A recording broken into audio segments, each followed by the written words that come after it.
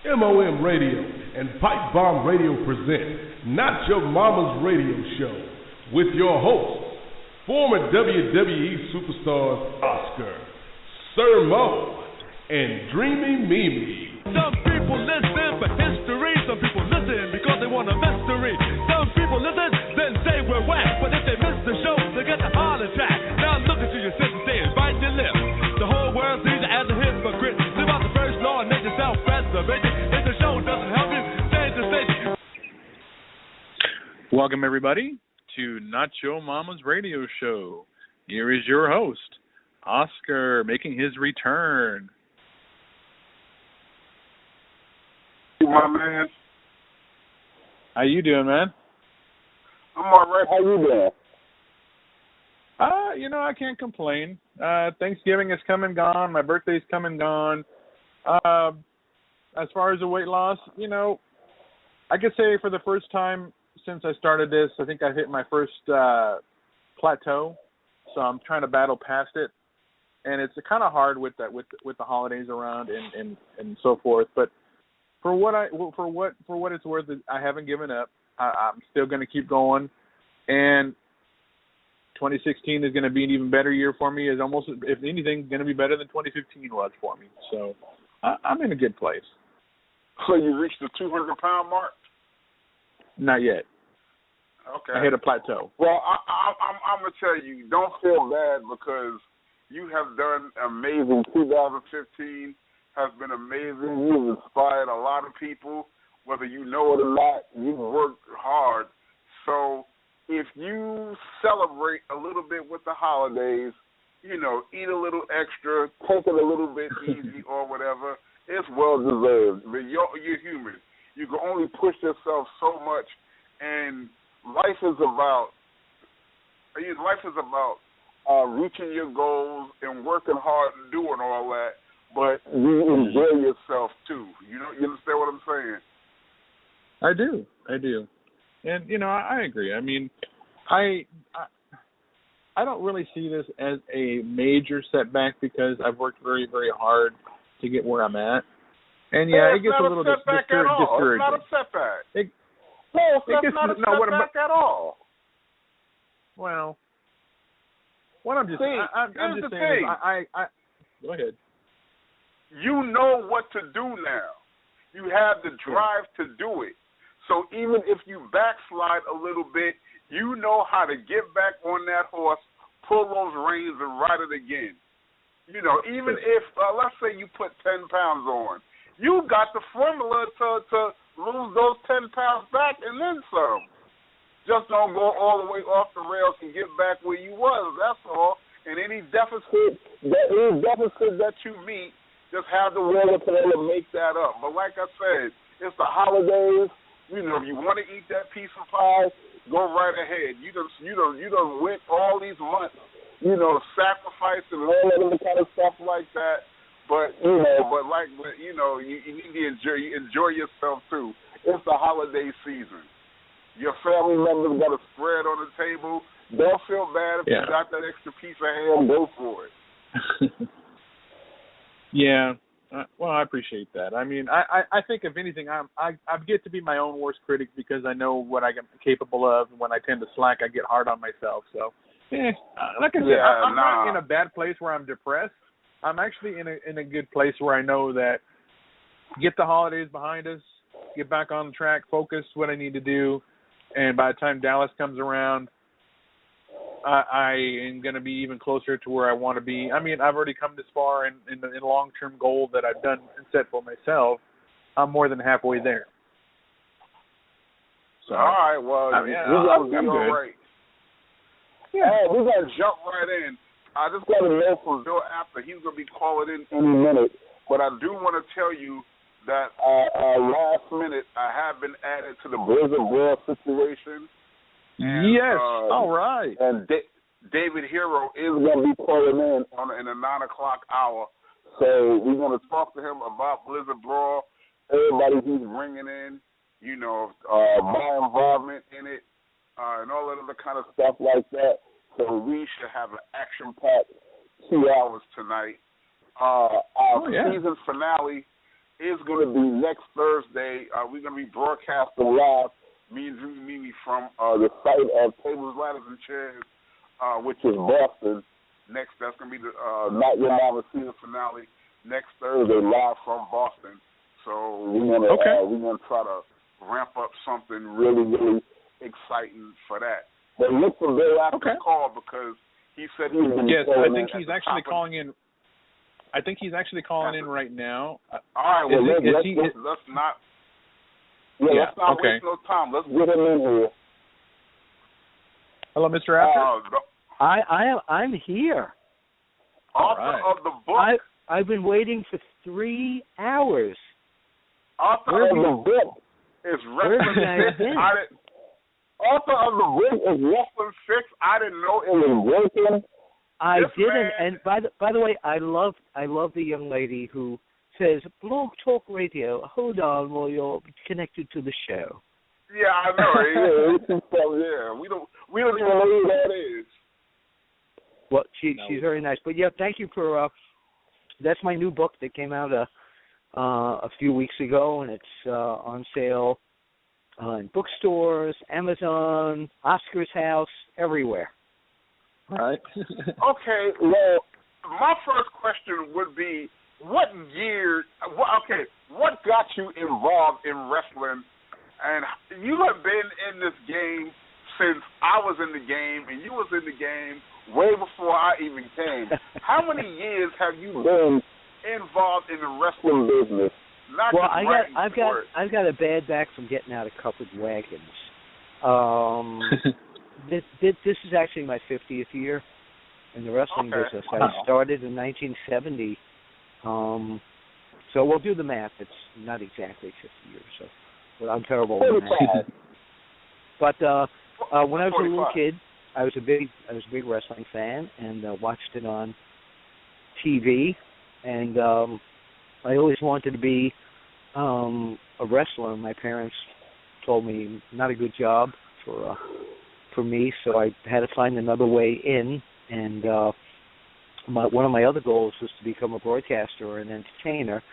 And I bought some time on New York radio back in the late 60s, and I got some press tickets to interview some of the wrestlers down at Sunnyside Garden, like Bruno Sammartino and Lou Albano and Grand Wizard, etc. And I shot some pictures and sent them to one of the magazines back in 1970 while I was still doing a radio show, and that put the key in the ignition, and that's what started it all. And I've been very fortunate because I've been through the pure wrestling era, through the Hulkamania era, through the Attitude era, and now I'm here in the reality era. Oh, okay. That's a scary one. Now, yeah, it is. It is scary. Now, did you actually write for the Wrestler, the magazine? Well, I was the senior editor of London Publishing. We published Pro Wrestling Illustrated, The Wrestler, Inside Wrestling, Sports Review Wrestling, Wrestling Superstars, a ton of wrestling specials. We also did boxing magazines, KO magazine, Ring magazine. I was able to travel at times with the greatest of all time. Oh, wow. Yeah, I like your speed, I like your style, but your pace so cheap, I won't be back for a while. Yeah, he was one of my heroes. But I was mainly the wrestling guy.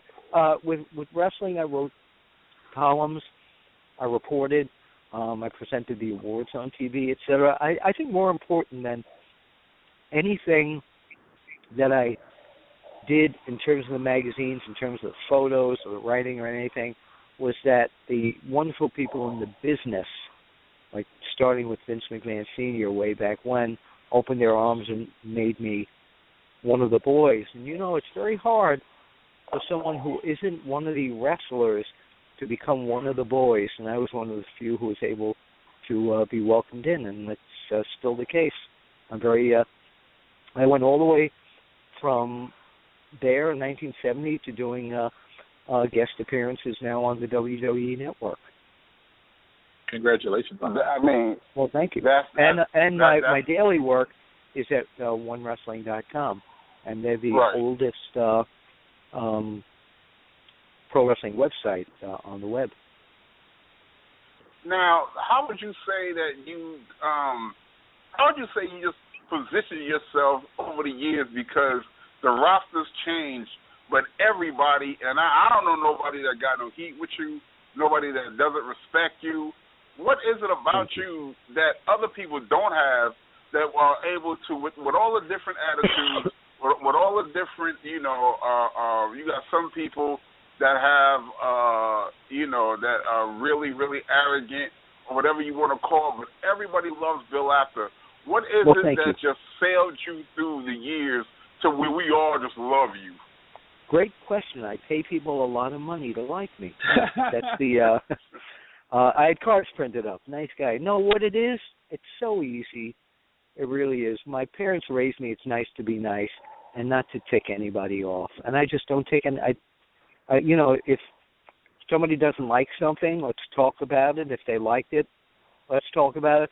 But, back in the dark, dreary dressing rooms when I was supposed to not listen and not hear, I didn't. And I was supposed to listen, I did. And I followed the rules just like the guys. And the idea really is there's so many writers on the Internet that get so much heat with everybody because they tick people off. Don't tick people off. It's so easy. Don't get people angry at you. Why do that? That's really what it is. Just don't get people angry at you. You got a lot of people that I just say they just don't know no better. But you just can't. And be a lady or a gentleman. If you go into the matches as a reporter, dress the part. Wear a shirt and tie. Exactly. Don't go in there looking, with shorts and sandals and all that. Can I do an interview with you? Dress the part of who you are. Be who you are. And show the talent, like great people like you, Oscar, show the talent that you respect them. And you respect what they do, and then they'll respect you back. All right, so let's fast forward. What prompted you to write this book? Wait. I have to do my fast forward. Okay, now wait a minute. What prompted you to write this book, and why now? Back when a lot of the magazines fell apart for me back in 2004, Michael Holmes from ECW Press offered me a deal to write a book. And I had never written a book before. It's totally different than doing magazine work. And I said, I'll think about it. Finally, in 2012, Greg Oliver, the editor, and my wife also was like, are you ever going to do this? So it was a lot of nagging that got me to do it. And a lot of fans that kept saying, you're going to write something. But the big surprise here is that the nice thing that I've been told about Is Wrestling Fixed, I didn't know it was broken, was that when people are reading it, they hear my voice speaking it, and that there's no dirt in the book. It's just good, fun stories about what happened to me with the wrestling people throughout my career that continues. Okay. Now, I haven't had the pleasure of reading the book yet. You have to send me a copy. But if the book is full of stories, and I know you probably got more than me, what stands out? What is one good story that you can tell us that just stands out? Well, you're talking about serious or humorous? Humorous. Well, I mean, we'll take one of each. You can condense. Well, I'll give you a piece of one of the humorous stories would be when I went to Japan and karaoke had just came out. And I'm a singer. I love to sing, and it had just come out. And one night, Haku took me to a karaoke bar. And I said, what do you do? He said, well, you just sit down very nicely and you, don't stand up or anything, just sing the song respectfully. So I had on a tight Elvis type of shirt, and I got up on the bar and started singing My Way. So they took me to a next bar, and as we walked in, one of the people at the bar said, oh, that's that guy that sang My Way. I said, well, please to sing My Way. So I got up on the bar again and sang My Way. Did it about 10 different places. So the next night, I'm in some town, and Terry Funk says to me, after I hear you're a big star singing, we're going to take you to this place. Yeah, he said, we're going to take you to this place after, it's like a mafia place, and if you don't sing good, they're going to cut your manhood off. No, man, okay. So I said, okay. So they take me to this place that was owned by like a Japanese mafia. And I walk in, and they'll go, oh, my way. I get up and I'm singing My Way. And during the middle of the song, this beautiful lady dressed in typical geisha garb comes up and starts opening my shirt, putting her hand on my legs, and practically undressing me. And Ted DiBiase and Terry Funk are hysterical watching this. So after I sing My Way, we all leave to go to the next place, and this lovely young lady is walking down an alleyway with me. Terry Funk and Ted DiBiase are behind me, and she's kissing my ear and all this, and Ted DiBiase comes over and says, this can't go on anymore. I said, what? He says, it's a guy. They set me up. Oh my God. Yeah, right. They set me up. So that's one of the humorous stories in the book. There's also a story about Medusa in there that's pretty humorous. And the dark stories, of course, are the Chris Benoit story, and a story about Randy Savage that, and Oscar, you know Randy. Randy was a very intense individual, and there was a period of time that Randy literally wanted to break me in half, and that's all in the book. Wow. Yeah, but we made peace before he died. Yes. No, why? What happened? I mean, it's in the book. Well, you got to read it in the book. It's a good story. Otherwise, how are you going to get people to buy the book? Come on now. I don't want to let the savage out of the bag. Oh no. All right. The big and final question, because I promised you to keep you for a few minutes. Is wrestling broken today? The product today, because there are a lot of professionals and a lot of people, when you talk to them, that they still go in droves. I mean, they still doing record numbers, but there are a lot of people, if you ask them, they are just not satisfied with the current product. Depends who you are. What I tell people when they say, you still watch it? I said, yeah. You still love it? Yeah. Because the window dressing has changed. The marketing, the characters, and the window dressing is totally different. But when the athletes get in and perform in the ring, that still goes back to old school, because they're performing in the ring and they're doing the best they can in athletic performance. So, yeah, again, the marketing and the window dressing has changed. But in 3 hours of a Monday Night Raw, if you can't find several matches that really capture you, then I don't know what's going on. Because I'll watch it, maybe some of the skits I don't like, but when it comes to the in-ring stuff, pretty good. Mm-hmm. All right, where can we find Bill after, where are you going to be doing big signings, or where can we see you conventions? Well, I'm on Facebook, of course, and my Twitter handle is @Apter1Wrestling, which is for OneWrestling.com. It's the number one, not the word. OneWrestling.com is my daily home on the web. I will be this coming Saturday, the 5th of December, at Lancaster Championship Wrestling in the Lancaster, Pennsylvania, at the Host Resort. I'm being inducted in their Hall of Fame, and also doing a Q&A with Nikita Koloff. Thank you. With Nikita Koloff and Lex Luger. And then the other biggie, is on the 19th. On the 19th, I'm debuting my one-man show in Philadelphia, and it's going to be different than any other wrestling one-man show. Wow. And you may ask why. Well, that weekend is Ring of Honor weekend in Philadelphia. Ring of Honor's final battle is Friday night. Saturday night is their TV taping. After that, Saturday afternoon, if fans need something to do, they can come see my one-man show. If they go to the Ring of Honor website right now, they'll see the cover of my magazine. Click that. It'll say where it is. It's about 4 miles away from the ECW arena. But I'm going to not just tell stories and do a Q&A, but I'm going to sing and entertain and do an entire old school cabaret show. I'm even going to rap. Oh, No, watch out, see, Oscar. You have to show up wait. That you should bring me in. You should bring me in to introduce you. Actually, Steve Carino's coming in to introduce me this time. He's already called and asked me to do that. Yeah, you ought to bring me in to do the after rap to bring you out. Well, what I do is I take old songs, old classic songs, like the beautiful song from Breakfast at Tiffany's, made famous by Andy Williams, who died years ago, and today would have been his birthday. But the old classic song like Moon River wider than a mile. But the way I do it is, yo, Moon River wider than a mile, I'm crossing you in style someday. See, I rap it. All right, well, when you bring that show to the Midwest, you gotta let me know, man. To where, Oscar? The Midwest. Well, we get set up a pub and get me booked there, and I'm there with you. All right, consider it done. Because I would love to do that. Yeah, you gotta go. It sounds like a good time.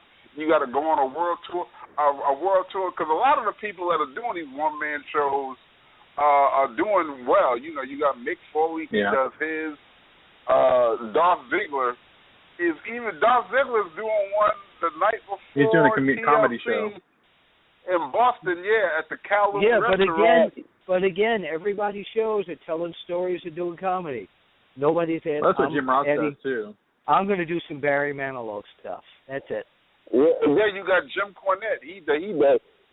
All right, well, with all your knowledge and with nobody else does, I'm sure. Nobody else does music along with it, so I'm going to add that. I'm sure that's people, with your history and to be entertained, I'm sure a lot of people will come out to see you. And I'm going to bring a lot of my memorabilia with me. I'm going to bring part of Hapter's Alley there and show some of the collection of stuff that I have. Now, are you going to be at WrestleCon in Dallas? I will, and we're trying to work out a thing for me to do my one-man show there. Gimmick Tree Entertainment, Charlie Armstrong already has me booked for WrestleCon. We're bringing our whole show out to Dallas, so I'm going to see you out there. Yo, bring it. All right, Mr. After, I promise to let you go early. So, Bill After, ladies and gentlemen, thanks a lot for coming on. I'll see you at the matches. Thank you, everybody. See you at the matches. There you go. Thank you. Bye-bye. Well, that was awesome. A classy guy. That's a classy guy right there. I mean, he gets called to do a lot of interviews and a lot of press. So for him to do that, I've been trying to get him on my show for a couple of years now. So it was just an honor to get to be in the same discussion with him. Yeah, he's really, really, really difficult to get. But you ask a person nicely. You never know what they'll do for you. So you guys have always had a good relationship going, so I don't see why you always. No. Always. Every time he has his camera at a convention or a signing, I always talk to him for a few minutes, do a rap, have a good time with him and all that. I never refuse him, so he knows that. So Dreamy Mimi and I saw him a couple of months ago in New Jersey with him and his wife getting on the elevator when we was out at where else we SummerSlam, right? No, not SummerSlam. Legends of the Ring. Oh, okay. Yeah, in Jersey, he was there, which was a really packed situation, and we had discussed it, him coming on then. So, he had basically he had forgot. So he was like, I need notice, Oscar. I love you. Love to do it. No. Because I told you a few weeks ago we were supposed to have him on that day, but we rescheduled him to now, but he forgot. So that's okay. But, you still owe Vince Russo an opportunity to go on his show too. Yeah. But see, Vince Russo complicates stuff. You can't just call in and just go on. Yeah. You got to come to Denver and get in front of a camera and all this other kind of stuff like that. So I told him, all right, well, when I come out that way, a matter of fact, I'm going to schedule a time with him. I'm going to stop out there and do it when I'm on my way to LA. When I'm on my way to LA in February, Academy Awards weekend. So I kind of committed to doing that. So that's when that's when I'll do that. Russo, man, I'm like, what? We just can't dial a number. I think you two are gonna have a barrel of laughs. I'm like, we just can't dial a number and talk to you. I mean, you're the guy that killed wrestling, for God's sake. Make it easy. Right. As I said, you and Russo will have a great time. Russo is always a hot topic. You gonna kill wrestling and then make it complicated to do a show. What the hell is you? Right. The nerve of some people. So what happened to Mimi and Mo? No Mimi and Mo tonight, huh? I don't know where Mo is at. Mimi is actually at the hospital in the ER right now. She's suffering from these migraines. So she's it has been, I'm glad you brought that up. Matter of fact, she's on the other line right now. Phyllis, I need you to talk to the people. Let me check on her. Okay. Talk to the people. I will definitely do that. And I know Oscar was mentioning that at the top of the hour, we're going to have David Hero from Pro Wrestling Report back on the show. We actually had David on the show on our Tuesday night show, and he told some incredible stories about, well, for one, he told us how the name Blizzard Brawl came about. He told us about his friendships with the guys that have lasted such a long time in the wrestling business, guys like Kevin Nash, Al Snow. He mentioned his competition between Al and himself that's kind of taken on a life of its own. He mentioned stepping back into the ring for the first time in 9 years. Against, of all people, coming out of retirement for one match against Abyss. Oh, baby Jesus. In the words of Roddy Piper, he is not a box of fluffy ducks. He's preparing. He's working hard. He's in there, doing those training for wrestling. I'm not sure if it's the right word I'm looking for. He's actually getting in there, getting himself mentally and physically prepared for what will no doubt be a war in a Monsters Ball match. And if those of you guys who remember, who followed Abyss's career, a Monsters Ball match is no freaking joke. It's basically no holds barred, anything goes, weapons galore. It's one of Abyss's specialties. So, yeah, we've got all that and a lot of stuff to talk about with David on Tuesday. But I know David's going to make his return and tell us all what he's got in store for Abyss this Saturday night. How many matches is Dolph Ziggler and Tyler Breeze going to have? Anybody else sick of this? Oh, you're watching SmackDown? Yeah, I'm watching SmackDown, right. Honestly, I think they're just messing with these guys because they have nothing for them. And Dolph has been dwindling in the mid-card for months since he was out of the title picture. And they want to put him in the ring with this young kid that's coming out of NXT who is talented, don't get me wrong. I think he's wrestling a younger version of himself, but they have nothing for these guys. And if you want to watch a good wrestling match, well, you got one. But how many times are you going to see it? I wish I had the answer. I mean, it's like Cena Orton.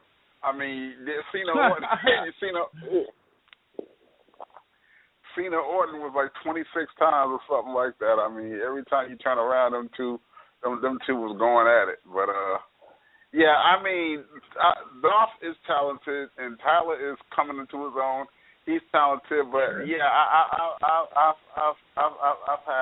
had my fill. But them throwing Neville in the mix, does not making me feel no better about it. I understand. So, what did you think? We didn't really get a chance to talk about it the last time we were on, but the 20, or maybe we did. I think we did a little bit when Mo was on. The 25th anniversary of the Survivor Series, or the Undertaker's career in Survivor Series. Do you feel like it? What did you think of the whole entrance for the Undertaker? That big box on the screen, and then the different images of it throughout his career. It could have been up in the air, honestly. Undertaker could have won. He could have lost. And it was still okay. I mean, considering, Taker would lose if he thought it was good for business. But, I mean, did you like the whole Survivor Series? Let me tell you. let me tell you this shameful. And I'm embarrassed to tell you this. I got the WWE Network finally, so I can see these pay-per-views when I don't go. Sure. Watch Survivor Series from top to bottom. Mm-hmm. I can't recall what happened or what I was doing, but that was the only part of Survivor Series that I missed. That was the part I wanted to see. Oh, wow. Really? Okay. So I really couldn't tell you. I saw everything else in Survivor Series. When it came to that part, I don't know how I got distracted, but I did, and I didn't get to see it, so I can't say nothing. I can't honestly tell you. Okay. Well, what did you think of the swerve? I will tell what I will say. Okay. What I will say is that if anybody deserves, what I will say is, even though I didn't see it, it wasn't enough. I can tell you that, and I can tell you that easy. The Undertaker deserves a parade down Madison Avenue. Any accolade that he can get in the business, and why he's not in the Hall of Fame yet is, shameful. I mean, honestly, I think that's not for Undertaker's choosing. I think he's chosen not to be put in just yet. Honestly, that's my opinion. Well, he need to. If anybody, I mean, come on, if anybody deserves to go in there, I mean, Taker. I mean, nobody can argue that he don't belong in the Hall of Fame. Period. I mean, he has done. His career is one of the most amazing careers in the business, if not the most amazing. I mean, of course. It's a thing where from the time when he first came till now, I mean, I've been in this business over 20 years, and I was around when Taker was around. Taker was in the new generation era, with Men on a Mission, and we traveled up and down the road together. He was a leader in the locker room, and really super nice, really super nice guy. I ran into him at WrestleMania this past time when we was out there in San Jose, and we caught up like it was yesterday. I mean, it wasn't a long, drawn out conversation, but he was shocked and surprised to see me. Was glad to see me. I was glad to see him. We took a snapshot together. He introduced me to his wife Michelle, and they had another little daughter. That was really. He's just an amazing guy in and out the ring, and he deserves everything he ever got, everything he'll ever get, and my hope for him is he just don't burn himself out, because you only can do this stuff for so long, and he's still doing it at the top of his game, and he's just a phenomenal character. I still get goosebumps at his entrances. And like I said, I worked with the man side by side. I felt the flames of the fire coming up, when he came out, years ago. So I know how it is, but I'm still an Undertaker fan. Absolutely, I don't think anybody can say that they're not anymore. But switching gears. Switching gears, I am excited about Saturday. He is bringing quite a collection to Wisconsin. He is. Do you know anything about his history? Because David Hero keeps some pretty impressive company. And it's just what I was mentioning too, because coincidentally I brought David to the show Tuesday night, and he was telling us how he had been married, so he doesn't fear anybody or anything, but he's also divorced now. He's talked about his son. He talked about how Blizzard Brawl came about. He talked about his friendships in the wrestling business with the guys like Big Sexy Kevin Nash, with guys like Al Snow, who is a good friend of yours as well, and their little competition that they had. who can be in the better shape at their age, because I think Al's like 51 or something like that, and David's like 43. And David actually talked about the fact that he's going to be stepping into the ring for the first time in 9 years against the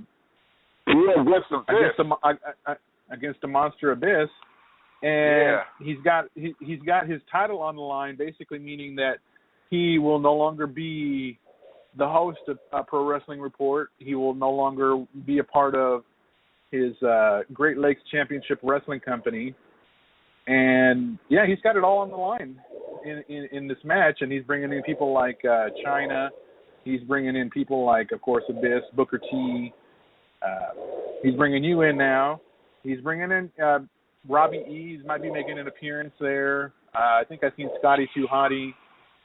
He's got a big lineup, and Tommy Dreamer, who just came off of Monday Night Raw, is going to be there. Yeah, he's got a great lineup. He's even brought in people that were coming in from Wildcat, but I mean he told a great story. He's got some wrestling background. He's been in the wrestling business 19 years, and he's very proud of that. And he was obviously talking about losing a toe when he lost his toe. It was just an incredible interview. I mean, is there something specific that you wanted to know, or? I mean, like I said, I mean, he keeps a pretty impressive track. He was part of Kevin Nash's entourage when he was going into the Hall of Fame. I mean, he's got some pretty, he's got some pretty good friendships. So he develops them. Keeps him. Well, I know how he keeps him because I've met him. I've been with him on a few occasions, and you can't run into a nicer guy. I mean, that's one thing. I mean, what he said too is that the reason he's kept those relationships for so long is because although he is a part of the wrestling media, he's not one to be like breaking news. Kevin Nash did this and this and this after Kevin told him. If they confided in each other with something, he's not going to go run and tell the whole world about it. He knows when to keep his mouth shut, and he believes that's the biggest reasons he's kept his friendship all these years. Yeah, that's a real admirable quality. Everybody can't do that. I mean, kayfabe in this business is a powerful thing. I mean, and when it comes down to kayfabe, if you don't know what kayfabe is basically the secrets of this business. It's basically what marks which fans don't need to know, and it should stay in-house in the wrestling community.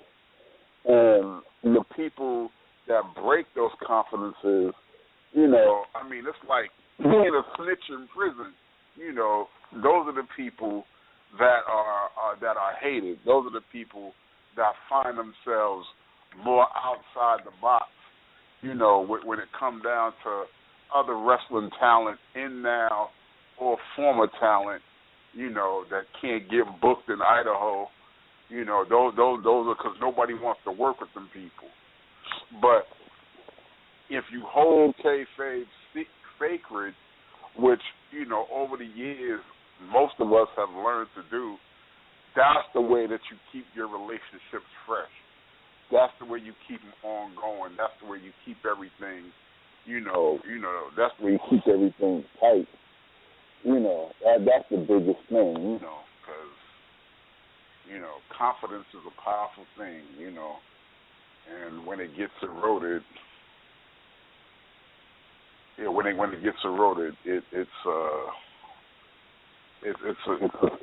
a sure big mess. But it is. That sounds like pretty much, the way he's kept things intact, when it came down to his brethren. So I can respect that. I'm proud of him for doing it. And I'm glad he got you part of the show, man. Yeah, well, I mean, I was like, I'm right down. I told him a long time ago, I'm right down the street. I'm finna hop on a Greyhound bus for an hour and a half, get into Wisconsin, and be a part of some things. Well, it does look like that your queen herself has decided to call in. The lady of the show, the one and only Dreamy Mimi. Straight from the CT scan. What's happening, honey? I haven't gone down yet for that, but how you guys doing? Doing good. We just had a great interview with Bill Apple. Right. Yeah, I hate that I missed it. I gotta go online and download it. Yeah, the question is, how are you doing? Yeah, I'm doing good. My niece is here. We need you excited. healthy. We need you healthy now, Mimi. Yeah, I'm trying to get there. They're going to keep you in the hospital? Because as soon as I get off the radio, you know I'll be up there. I don't think so. I hope not. All right. You said your niece was here? Congratulations, by the way. Thank you. Oh, what time did she come in? About, I don't know. I've been so out of it with the times and stuff. I want to say it was about like 3, 4 o'clock, somewhere around there. Oh, she came right on time, huh? Yeah. But unfortunately, they said it was a rough one because they ended up having to do a C-section, and it was kind of rough for Stacy, but yeah. So everybody's all right, though? Yep. Okay. Yep. All right. Hey, Oscar, I was going to mention to you, too, that David has got some kind of event going on at the Karma Bar and Grill in Milwaukee. It looks like it's going to be tomorrow at 8 p.m., some kind of a pre-party before the party kind of thing. Well, I'm not going to miss it because I'm going to be in town. So, I'm just letting you know in case you didn't know. What's it called? It is called. Let me see. Oh, I can see a picture of Savannah. Oh, she's a cutie. Sorry. I was just looking here. Give me 1 second. I'll pull that back up here. I just had it too on it. Here it is. It's called the Super Friends Blizzard Brawl Pre-Party. It is tomorrow night at 8 p.m. It will be at the Karma Bar and Grill it's 600 East Ogden Avenue in Milwaukee, and it starts at 8 o'clock. And it looks like special food deals and drink specials. Bus passes can be purchased at Karma Bar and Grill. Bus passes. Makes me wish I was in Wisconsin. Not for the cold, but definitely for the fun. Okay. All right. Well, that sounds like an excellent deal. I'm definitely coming in a day early tomorrow. So when David Hero, we're going to have David Hero on to talk about Blizzard Brawl, honey, in about 15 minutes. So if you can stick around, you can hear that interview and participate. No, I probably won't. I'm trying to hang in there now. All right. We got to get your WWE report next time. Yeah, while we got you I did a good report. Yeah, give us some of the highlights. What happened on Raw? Honestly, babe, I can't. They put something in my IV, and I can't remember all that stuff. I do remember that they formed a new group.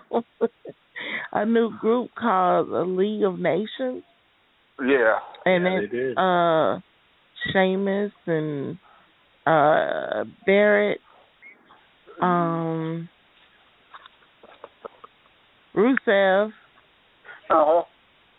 and somebody else. It was Del Rio. Del Rio. Thank you, Felix. Yeah. Mm-hmm. No problem. Is Oscar laughing at you? Yes. And it's like they got pain medication in her IV, ladies and gentlemen. But it's like she's calling in drunk.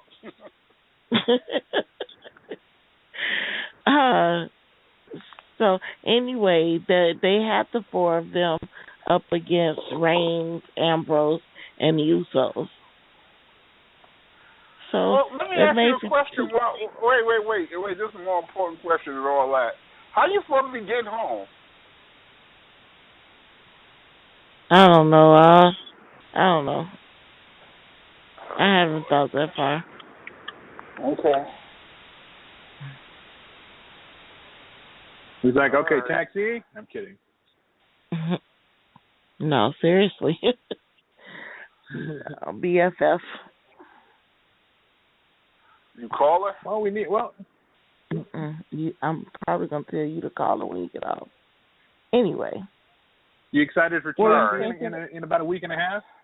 Oh my God, I'm so excited. So excited. I know that they're not gonna let Reigns get the strap yet, but I'm still excited to see the fight. And this whole thing with the Wyatts and the Dudleys and yeah.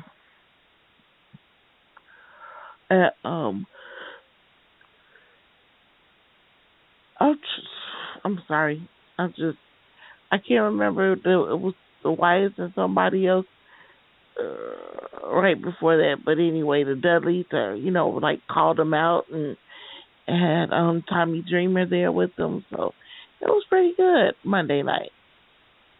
Yeah, and see, David Hero lucked out because Tommy Dreamer was on Raw Monday, and he's going to be at his event in Wisconsin on Saturday. Oh, wow. That's awesome. That's really awesome. We can hook it up like that. Yeah, so, I mean, it is going to be an awesome time in Wisconsin this weekend. I mean, you got other commitments, and sorry you're going to miss it, but it's going to be a blast. Yeah. But, yeah. Well, we was talking to Bill after. Nice guy. I mean, you was with me when we ran into him and his wife in New Jersey at the elevator. Nicest guy on the planet. He was, talking about how he came to write his book, If Wrestling Fixed, I Didn't Know It Was Broken. That's the name of the book. And, giving us a little history.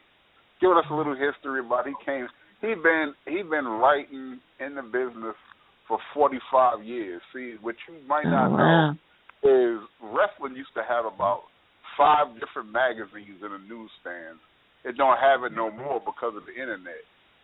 But it used to be, Inside Wrestling, The Wrestler, and everything, and they used to be magazines, and they used to cover stuff like we cover it. What happened, in the matches that week, and then, have some wrestling history in there.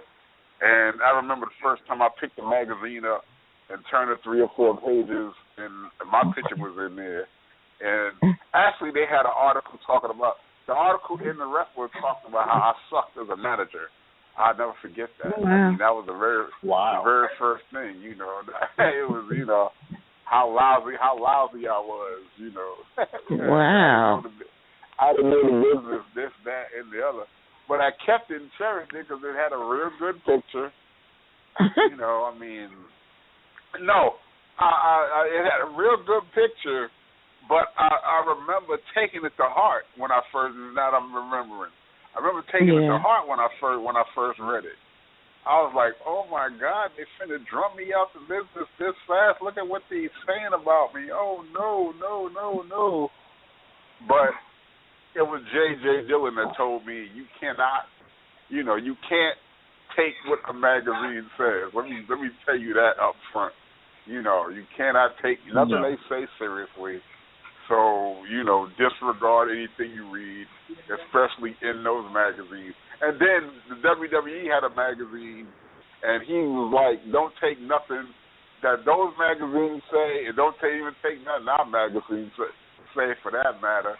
All publicity is good publicity in this business. That's exactly what I was going to say. All publicity is good publicity.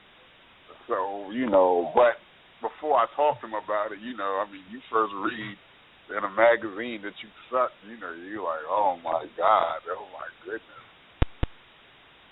But yeah, it turned out to be all good. But yeah, those magazines don't exist no more. But the point is that he was one of the editors for those magazines when they first came out.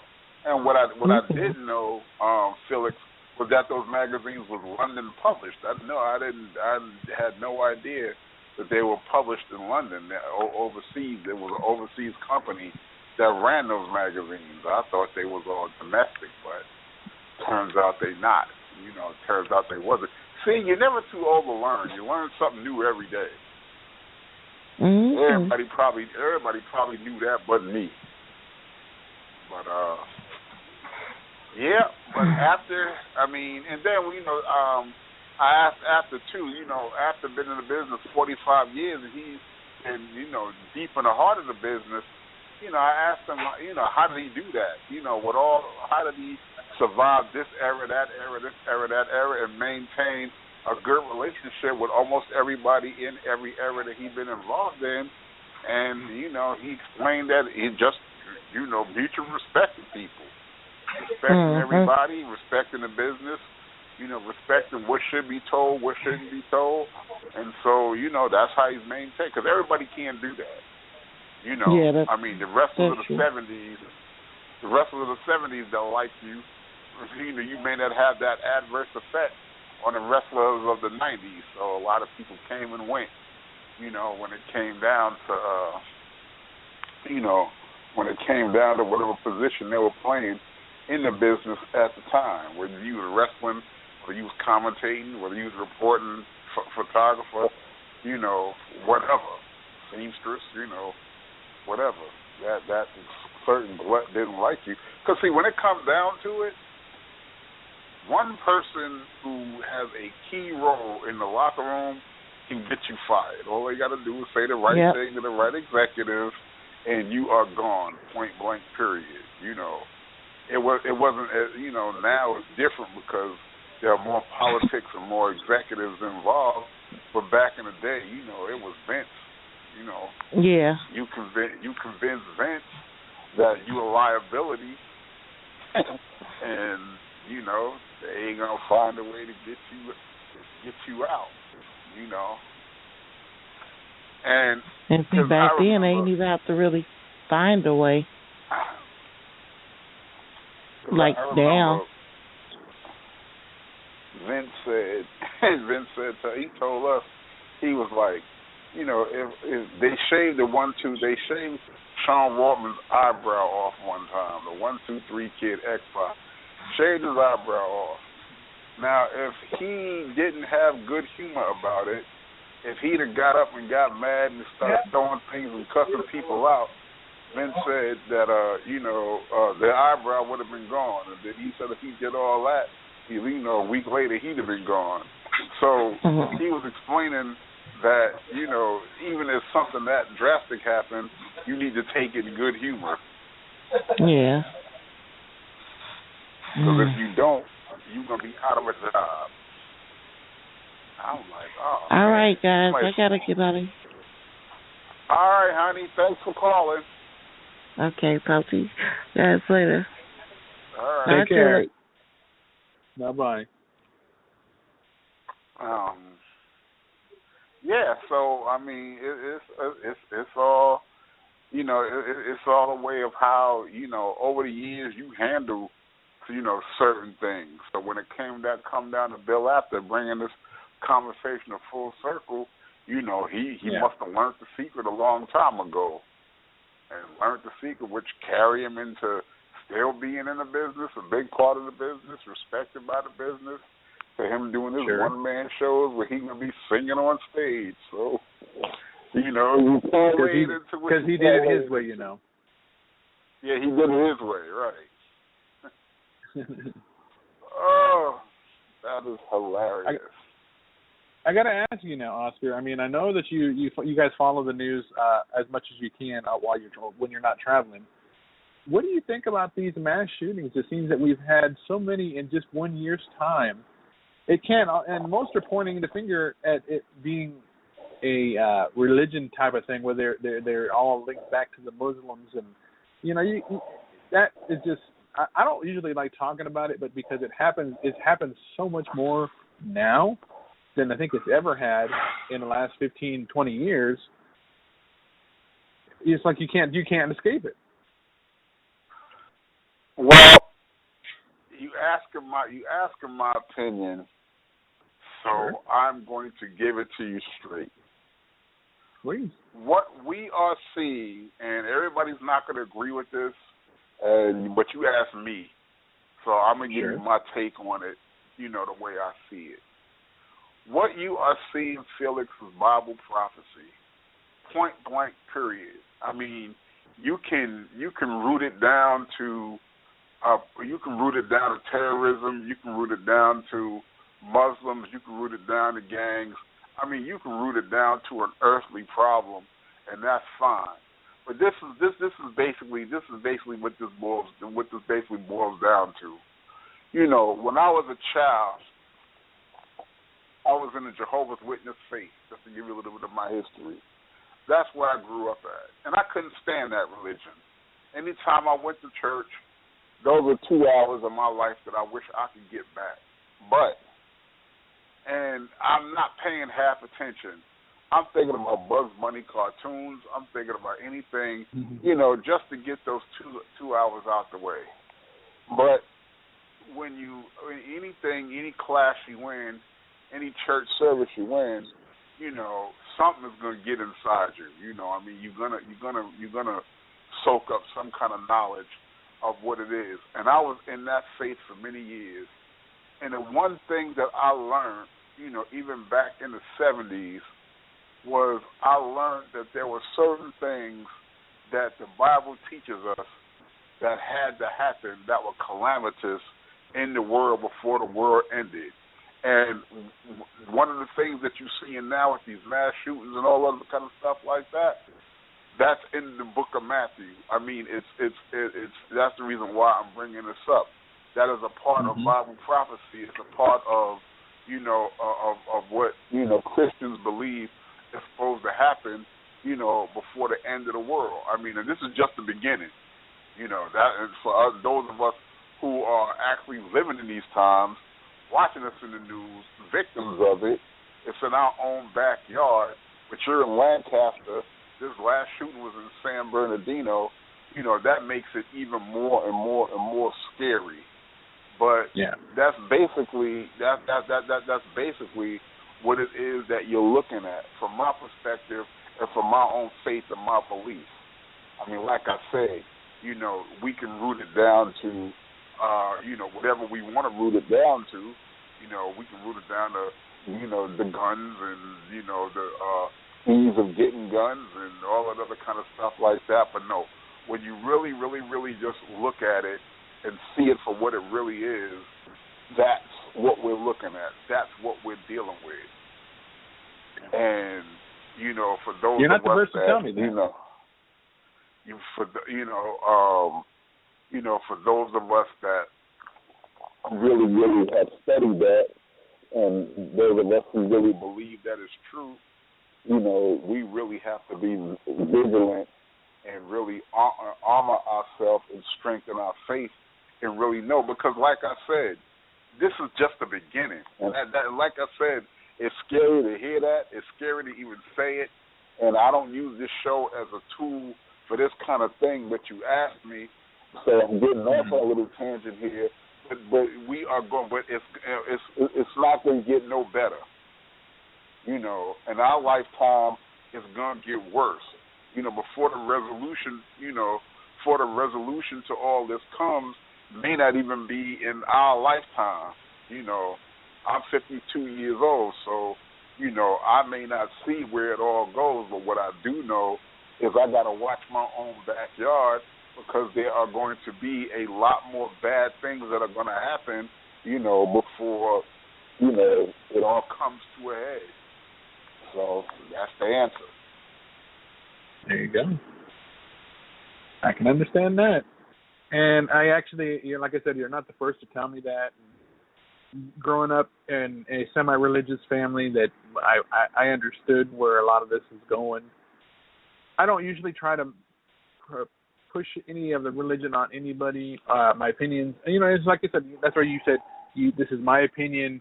You asked for it, so here you go. No, it's perfectly fine. I respect your opinion, and not everybody's going to have yours or my opinion on it. Right. I actually happen to agree with you.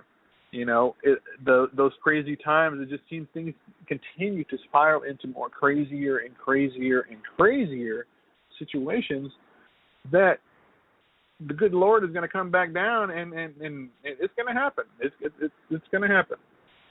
That's another story, and people are entitled to believe what they want to believe, and you know, more power to you. But it's just, this world is nuts. It makes me wish I missed those times when I was back in my early years in the 90s, and even in part of the 80s when I was a young man. I mean, I'm not old, but I mean, simpler times is my point. Simpler times, simpler situations. Life wasn't as complicated as it is now in most cases. Anywhere you look, there's always some kind of complication. You're going to die from eating this, drinking that, tasting this, to eating that, you know, or for that matter, you turn around and you see on one corner, you see drug dealers, or you'll see somebody getting run over, or somebody getting shot, or somebody fighting, or, you know, poor me, I don't want to work, but I want to go and pretend that I'm hurt so I can get money for nothing. You know, kind of, it's just all upside down. Yeah, well, that is the world that we live in. That's the world that we've created. And, I mean, it's just a thing to where, see, and, you know, just expanding on this conversation where we got a few minutes before David call in. Sure. The fact that people don't know it or don't believe it, you know, that is the devil's biggest strength. That is his biggest tool that he got to use, you know, in order to cause chaos in an already chaotic situation, you know. So, you know, with the more people that know, you know, the more people that know where it comes from, the better equipped you are to put your armor on and be able to, you know, to deal with it. But the Bible also says for us to not be afraid because these things must take place. So, but I'll be honest, I mean, we're human beings. We see these things, you know, it's hard not to be afraid. I mean, you know, you're human. So, you know, any violence or anything that hurts, you know, is gonna make any sane person, you know, afraid. But yeah, man, I mean, like I said, I mean, the bad news is, you know, it's all gonna get way worse, you know, before it gets any better. And you gotta prepare yourself. That's the reason. It's a big reason why, you know, Dreamy. You know, one thing that frustrates me about her, Dreamy won't turn the news on. You know, I watch the news every chance I get because, you know, I just happened to turn the news on yesterday, and I turn it on every day. I turn the news on, and we right in the middle of that story. You know, I turn the news on to watch what's going on in the world. That the weather's going to be, whatever, you know. But, yeah, you need to be vigilant. You need to know what's going on in the world because you need to know what's going on and where it's going on. There could be something going on right outside your house or down the block, and you won't know it until you turn the news on and you be like, I know that house.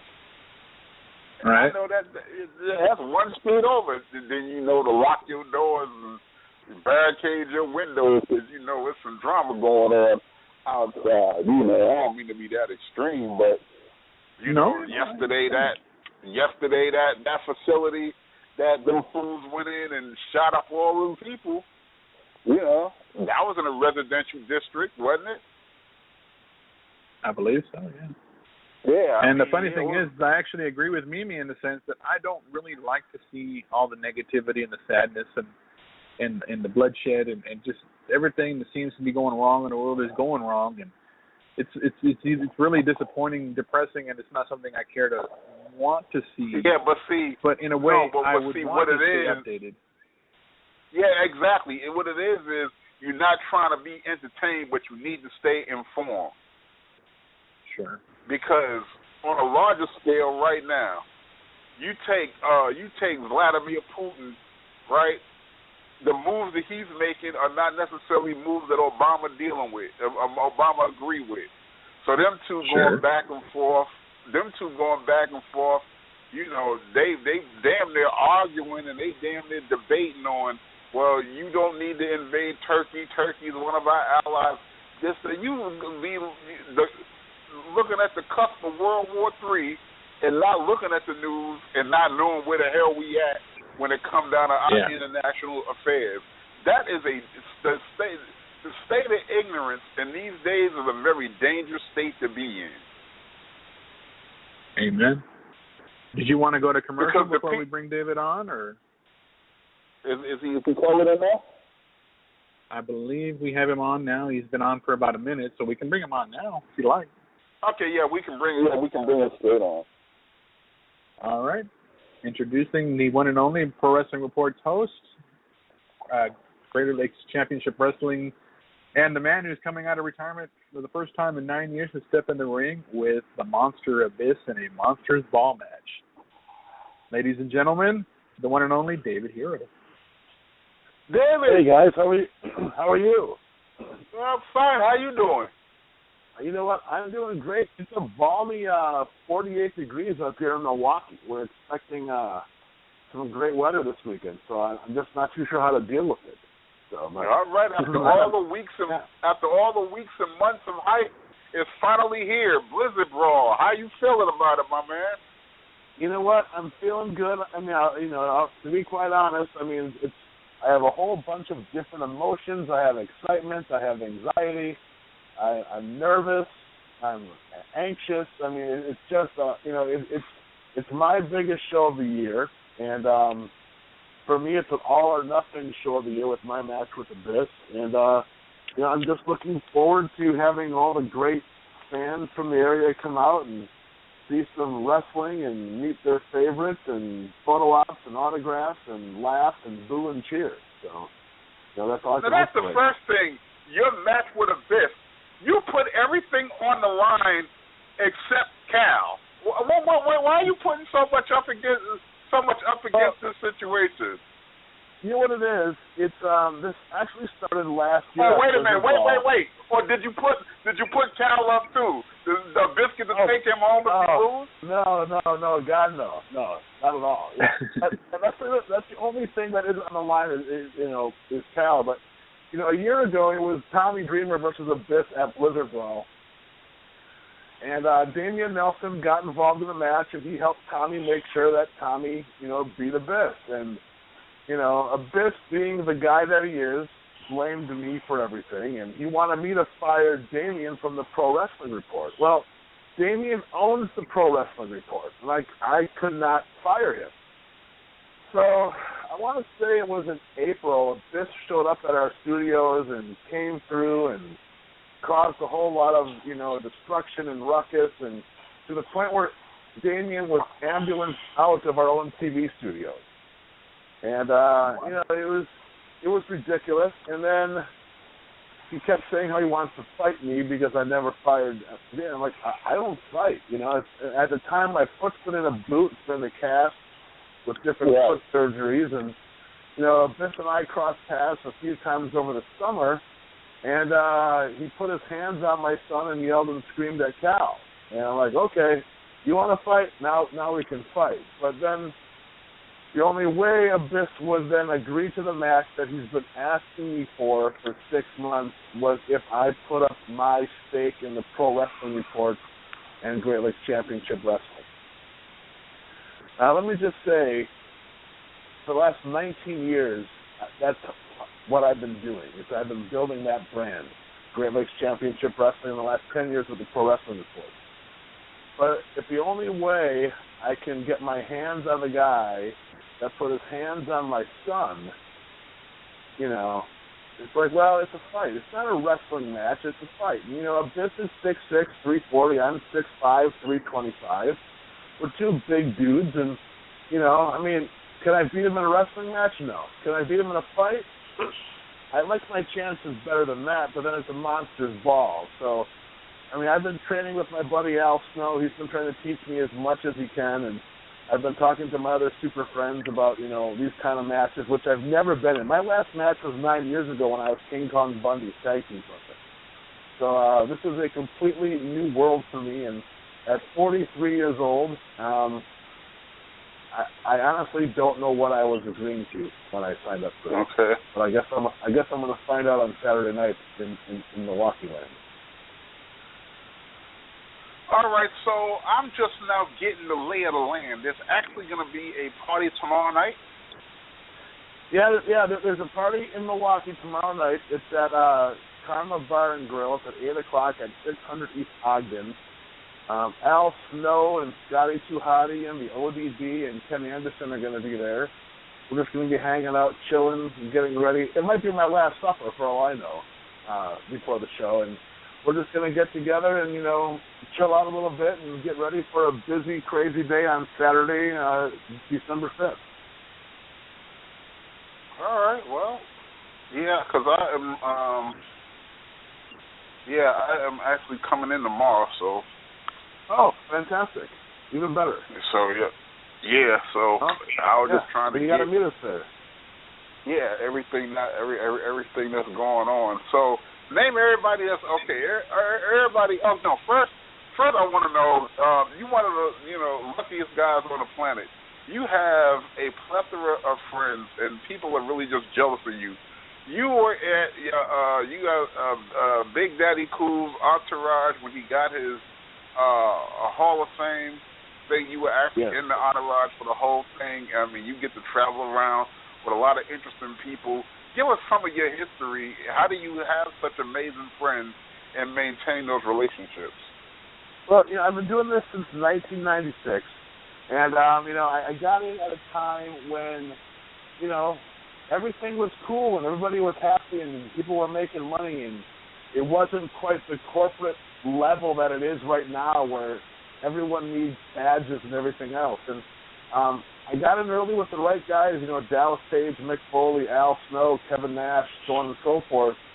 And, we always did good business together. And those guys have always looked out for me, and they've always treated me right. One of my first dealings with Kevin Nash was, I want to say, 8 years ago, when he was starting to take more third-party bookings. And I got him a booking in Chicago for a couple that didn't quite have all their money together.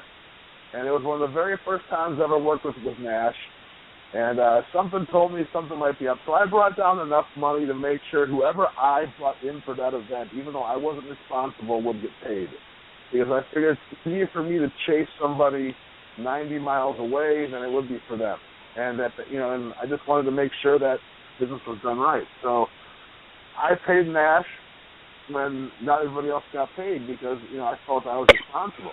And he couldn't believe it. And ever since then, him and I, he's been like my big brother, and we've always looked out for each other. He's always looked out for me, and he's never forgotten that, and I never will either. And Al Snow and I, we've been friends for a long time, and, we both have, the same attitude on life. It's like, hey, let's go out there and have fun and create some stories, and, life is way too short to just sit on and wait for anything, so let's go and create some of our own opportunities. And, those two guys are two great guys. They've always looked out for me.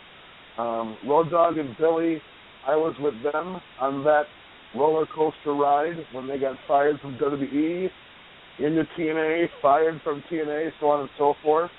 And, it's been a fantastic ride. And, as you know, Oscar, if you can leave the wrestling business with 5 friends, you're doing really good. And I would like to, I would like to believe that I've done a little bit better than that. And it's been an amazing journey for me. For a guy that was a huge fan, and my high school guidance counselor told me, boy, it's a good thing your dad's in the real estate business because you'll always have a job because you're too much of a dreamer. I took that and I eternalized it, and I used it to go forward and to create the brand of Great Lakes Championship Wrestling, and now actually the hashtag Super Friends brand as well. Now, is Al Snow driving the catering truck? You know what? Al Snow's actually on his way up right now from Louisville, Kentucky. He's going to be up late tonight because we have TV interviews to do tomorrow morning. And, he's driving the catering truck. Okay. Of course, yeah. Of course he is. Mm-hmm. All right, so now give us the lineup. Who all are you bringing in, and what do we expect to see of Blizzard Brawl? Well, I mean, I call Blizzard Brawl more of an event to me than an indie show because it's a fan. You know, the doors open at 5:30. The show starts at 7. So from 5:30 until 7 o'clock, everyone that's going to be on the show is going to be available to get autographs and photo ops. You know, you're going to be there, Booker T, Chyna, Scotty 2 Hotty, the Headbangers, Zach Gowen, Kevin Thorne, Armando Estrada, Ken Anderson's going to be there. Apparently Robbie E is going to make an appearance now. Tommy Dreamer. We're going to have the girls, Melanie Cruz, ODB.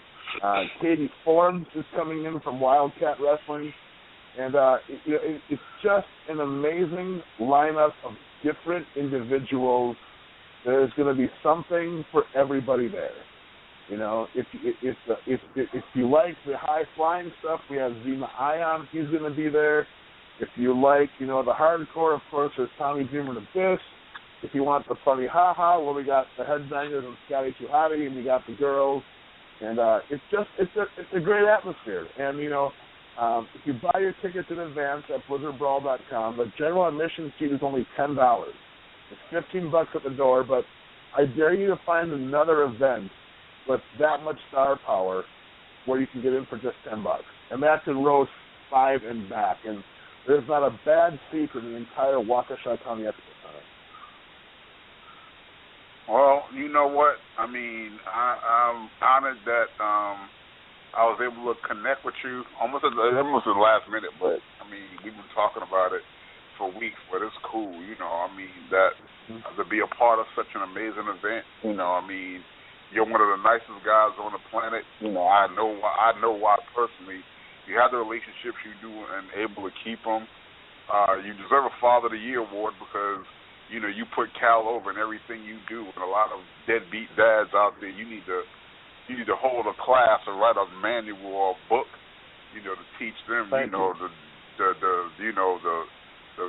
joys and just fatherhood. Period. I mean, you went through a divorce, but you have your son. You make sure he does everything he needs to do, so he's gonna grow up to be an amazing man. And you need to attribute all that to yourself. Thanks for coming on. I know you got a lot to do. And. Yes. I'm going to see you tomorrow, and if you need me to do anything, say it again? No, I look forward to seeing you tomorrow. That's going to be fantastic. It's going to be a blast. It's going to be if you need if you need to do it. And the beauty of it is, it's all a bunch, and when I say super friends, I mean it. It's all a bunch of super friends hanging out, having a good time. With the exception of Abyss, I like everybody on the show. So, it's gonna be a lot of fun, and you know what? It's a big reunion of everybody, and it's gonna be a real chill and relaxed environment. And we're gonna go out there, and we're gonna entertain, the 15 to 16 to 700 fans. We're all gonna make a little bit of money, and we're gonna have a good time. And that's all I can. I mean, you listed a whole bunch of people I used to run with, so I'm looking forward to my family reunion. So the fans, y'all fans out there in Wisconsin. Y'all are in for a treat. All right, dog, you take it easy, and, you need me for anything, just shoot me a text. David Hero, ladies and gentlemen, Blizzard Brawl Saturday night, and we are going to have a blast. We're going to go to commercial and come back with me and Faces Rant.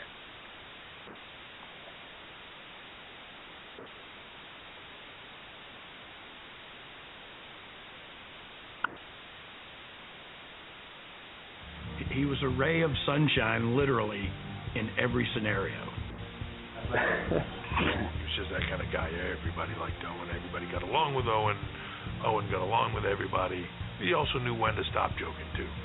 And if somebody was having something serious going on in their life or their world or something, no one would be the guy that come up to you and be like, "You all right? Anything I can do?" Always was able to lift my spirit. It was just great to be around him at all times. I can't think of anybody that didn't like Owen. That's the kind of guy he was.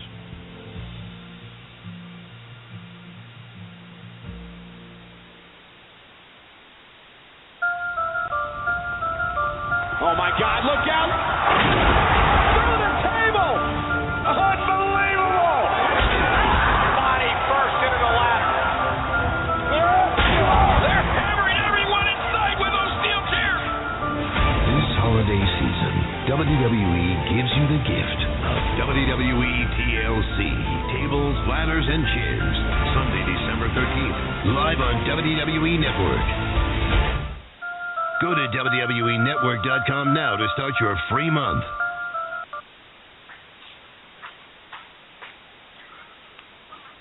All right, and we're back. I want to let you know, too, that we do have another one of the Pipe Bomb Radio family on hold. Your good friend, our good friend, he is Dr. David Reese. I'll bring him on as soon as you're ready. I think you said you had a couple of announcements, so I'll let you knock those out first. No. Get Reese in here. All right. Welcome back to the show, Dr. Reese. Good evening. How you guys doing? All right. I got some good news for you. It turns out that Saturday, in addition to everything else I got going on, Saturday is a show called Bruce and Girl, which is going to be in Milwaukee, done by my good friend David Hero. But prior to the show, tomorrow night, while you're on, there's going to be a pre-party going on that we're all going to be at. Booker T, Al Snow, Robbie E, the Headbangers. He just mentioned a bunch of people are going to be together. So while you're on while you're on talking about truth tomorrow night, which is going to be your subject, I'm going to be able to snatch a couple of people. We're going to be able to jump in and join the discussion. How does that sound? That's great. The more the merrier, and I'm sure we'll have some real good points of view and some good discussions. Oh, well, yeah. I mean, you mentioned that you really wanted to talk to Booker T, so Booker's going to be at that event. So I'm going to pull him to the side tomorrow for a couple of minutes, and we're going to be able to call in, and you're going to be able to discuss what you told me you wanted to discuss and have him on. So we're going to get your ratings up. But tell us, tomorrow night, what are we in for with Conversations with Dr. Reese? Okay, well, with everything going on these days, the topic we're going to deal with is just truth and honesty, whether it's in personal relationships, business relationships, politics. I'm not there to take any one person apart or build anyone up, but just in general, how we deal with truth these days with each other and in the media. It's a commodity that's sort of in short supply, and something that I think we'll get some good opinions on, and hopefully some different opinions on different issues. Okay, well, that sounds fantastic. Now, we don't mean to put you on the spot, but how are you feeling? Are you getting comfortable with your own show on Friday night?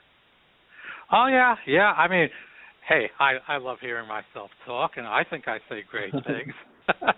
But, no, seriously, I enjoy it. I enjoy people calling in, whether they agree with me or not. And, I'm going to start out tomorrow with just some of my own ideas.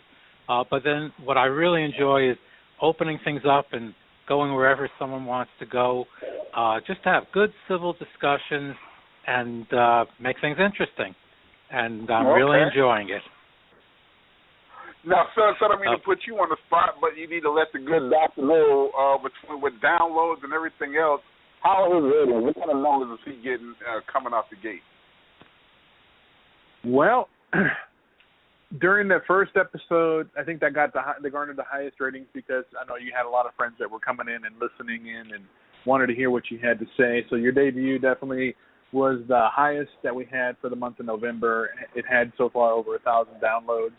And here's the thing, is that, as I was telling Oscar too, is that a lot of times when people aren't able to listen to it live, they tend to hear it obviously on demand, so they'll catch it later. They may not listen to you right at the moment we're going live, but they're definitely listening as well. So it does help to have that on demand status there, to where if they can't catch it live, they can catch it on demand and hear it at any time. It's available on iTunes and Stitcher. It's available basically we're all around, so there's no way they can't hear it. So, I mean, that's great, because I've had a lot of friends, calling me and say, well, I missed it. Can I hear it? So it's great to be able to give out the link and get people in on it. There you go. Well, that makes me extremely happy. That makes me extremely happy that, 1,000 coming out the gate. Those are really good numbers for a podcast. So, and including, too, that a few people from the Pipe Bomb Radio family definitely have listened in, and they've given great reviews saying, it's something that is unlike anything we do here. It's different. It's a lot of a conversation that gets very deep. And if you're into that kind of conversation, it's something that we encourage you guys to take a listen to. All right, I surely appreciate that, and we can get as deep seriously or as irreverent and fun as we want to, and I like to mix it up and just go where things take us. But I really appreciate you guys helping me out with that, and Oscar, appreciate hearing from you too. I'm sure you've got some opinions you want to share. Oh, well, yeah, but I try to, like I said, I do this show 2 hours on Thursday, so I'll be trying to, say, people don't want to hear my voice 2 days in a row. So I really try to have you take your show in a different direction. Save one or two opinions for me. All right, I'll give you 1 or 2 opinions. I ain't gonna come on there. All doom and gloom. The truth is, we're all gonna die, and nothing's gonna stop it. No. It's not gonna be all gloom and doom. But it really would be great to have you guys on, and we really got some serious issues and also some fun issues to talk about. Same time. All right. Well, thank you. We're gonna we want to. I mean, the whole idea, we want to be informative, but you want to entertain also. So, we can bring that kind of element, to the whole situation. Then that's right. We'll go from truth in politics to truth in the wrestling ring. Yeah, no. We're going to do that because, like I said, I'm going to be with some of the boys tomorrow night, so you're going to have some wrestlers on, some wrestlers, talk about it from a wrestling perspective, because you're going to be talking wrestlers. So, we'll get Al Snow on for a couple of minutes. We'll get this one on and that one on. So, we'll help you out. We'll get you the next. Well, like I said, wrestling is the most honest sport because it tells you exactly what it is, and there's no pretense. It's the most honest sport because it tells you it's bullshit. So you can't get no more honest than that. Yeah, I mean, everybody else tries to hide when they're cheating. Not in wrestling. Right. You get rewarded for it. So, anyway, thanks a lot, guys, and I'll see you tomorrow night. All right, Conversation with Dr. David Reese, our flagship new show that we have on the Pipe Bomb Radio Network, produced by Not Your Mama's Radio Show, Dr. David Reese. He will be on tomorrow night, and while I'm at the party, I'm going to get some people from the party, and we're going to go on. That should be pretty funny. All right. Back to reality. We got 30 minutes left, and let me talk about some places where we're going. Vision, like I said, that's gonna be Saturday in David Hero, the Waukesha Expo Center. So if you're in the Milwaukee, Waukesha area, matter of I got to contact the guy that live out that way. New buddy of mine. Tell him I'm coming out there. But the Waukesha, Milwaukee, Oshkosh. You know, if you a cheesehead, you know, come on out to Waukesha Expo Center Saturday night to check us out at Blizzard Brawl. Mimi and I will be going to TLC the 13th in Boston, and a week after that, on the 19th, I'm going to be in Kalamazoo, Michigan. Don't ask me where yet because I have no idea. When I get more information, I will post it, but I know I'm going to Kalamazoo. I have nothing scheduled for the new year yet except to say that we are all going to do Dallas WrestleMania weekend. We are going to be in several spots, WrestleCon, and several locations. After that, I mean the whole crew. Mo is already out in Dallas. He's in love, so he's in Dallas. Dreamy Mimi and I will be coming to Dallas, and Felix Almedo has already got his reservations and the situations to be in Dallas. So you're going to see the news. We're going to see Skinny Phil. We ain't even going to recognize Felix when we see him. We're going to walk by him about 3 or 4 times and be like, oh, man, that's. We ain't even going to believe him when he tell us he's Felix. Right. So that is going to be what is going on. I'm glad to say that we keep him busy. But let's get to let's talk about healthcare for a minute. Now, for the past 2 months, I've been dealing with the severe eye pain that I've been having, and I mean was like nonstop, and it was like been no joke. I had sinus surgery. I didn't even tell you I had surgery last week. Yeah, I did see that. I posted something on your Facebook page, your fan page for Men on a Mission. So the fans were aware that, you know, and we could send you well wishes as well. Yeah. I had surgery last week on my sinuses, which they said was the root of my problem. Went through the surgery, came out the surgery, and guess what, people? The surgery did absolutely nothing. Jeez. I hate it when that happens. Yeah, I know, right? You think, all right, you come out of surgery, you think, all right, I'm recovering from the surgery, but at least it's going to fix my problem. Well, yeah, it didn't. Well, it turns out right after that, I wound up in the hospital the very next day. And a neurologist did a drive-by, which is what they do if you don't have insurance or they're not under your insurance that you have. But the drive-by she did diagnosed exactly what it was that I had. And I have a condition called trigeminal neuralgia, which is really bad to have because they say that you really can't you can manage it, but you really can't get rid of it.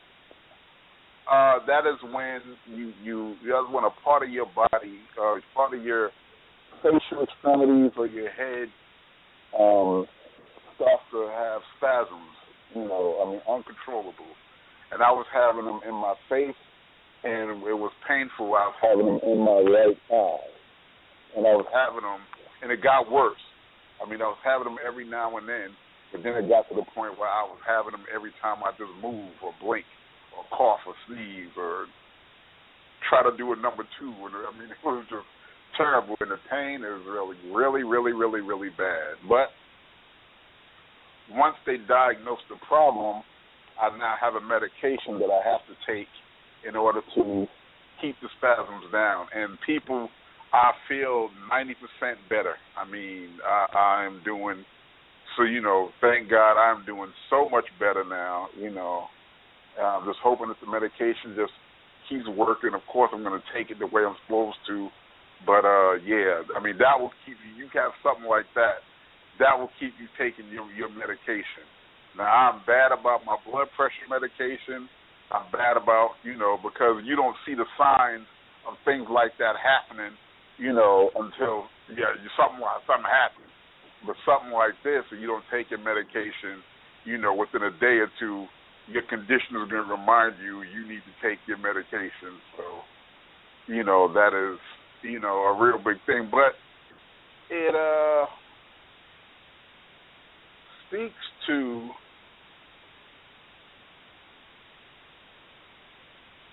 it speaks basically what we talk about on this show a lot. The healthcare system, in this country. I mean, it's a thing to where, okay, people who don't have insurance don't get the care they need, and then if you have a certain insurance and that doctor doesn't cover that, like I said, they don't really get into everything you're into. Now, I happen to have a pretty good insurance for Indiana. So now I have a family doctor who's on my case. I have an ear, nose, and throat doctor who's, was on my case so good that he went in and, actually did surgery. And now I have a neurologist that I'm going to see regularly that's helping manage, the condition that I'm going through. Now, they do have programs out there in every state. And I'm here to tell you that if you don't have insurance, and for those that talk about things like Obamacare and this, that, and the other, I'm here to tell you that people shouldn't take advantage of these programs, but if you need it, don't be too proud to go and get it. Don't walk around without insurance or without this or without that. These programs are out there for you to get if you need them and you have to have them. Now, I don't get political on this show, but I will tell y'all this. Down the street, my gas price is $1.75 a gallon. Felix, how much is the average price of gas out there in California? It is $2.69. All right. Out here it's $1 and change, $1.75, under $2. And then $2.69. I mean, you've seen it worse, haven't you? I have. I've seen it go as high as almost $4. Okay, now here's the thing, man. It'd be like, Mo, here's the thing, man. Mm-hmm. Y'all can hate on Obama all y'all want to and talk about him and this, that, and the other, but let me tell y'all something. After the next election, and I don't care who get elected, you can kiss them gas prices goodbye. So you better fill up. You better get some bottles and some tanks, and so you better fill up the gas, your gas containers while you at it, because whoever get elected next, within 3 months after that election, after they install that new president, you are not going to see these gas prices for the next 10 years, if that. So can you imagine it being Trump? Woo! Trump got his all pumped some damn way. You think he gonna give a damn about how much gas prices are down the street from you? No. See, that is a very good point you bring up. Let me tell you something about Trump and some of those, the 1% gang, and not even the 1%. These people do not know what it's like to be poor. Listen to what I'm telling you. They have no inkling or no clue of what it's like, or even if they know what it's like let's say they were poor coming up as kids, and now their credit card would never be declined at the counter. These people either don't know what it's like or they have forgotten. In other words, they do not have no compassion for the middle class or for the poor. That is the reason why they all talk about cutting social programs or cutting programs people need or abolishing Medicare or abolishing Medicaid or, whatever it is that help people that are genuinely struggling in America. And they don't care about the education of your kids. because these assholes believe they're going to live forever. So if they didn't believe that, then they would make it easy for people to get educated and get acclimated to the system because they really believe that somebody one day got to take their place. They don't believe that. Yeah. I didn't vote for Barack Obama because I wasn't going to put nobody in office just because they was black. I looked at him as a freshman politician at the time. I didn't really understand his policies or his intentions, and I didn't have no faith in the man at that time because he was a new politician. That's why I didn't vote for him. But a lot of the things he's done over in the subsequent past 7 years, I have to say I'm impressed by it because he really addressed the concerns of the people around me. And there are a lot of presidents that don't do that. You ever heard anybody say, I don't vote for whoever's in office, my situation has never been affected? Well, there are a lot of people that feel like that because there are a lot of people that see that. Especially in the poor black neighborhoods, you know, whoever's president or not president, you know, their life goes on the same way every day. And if there's a Republican in office, it's even worse because Republicans don't care about they don't care about welfare, they don't care about food stamps, they look at it as handouts. So anything they can do to reduce your welfare or your food stamp dollars, that's what they're gonna do.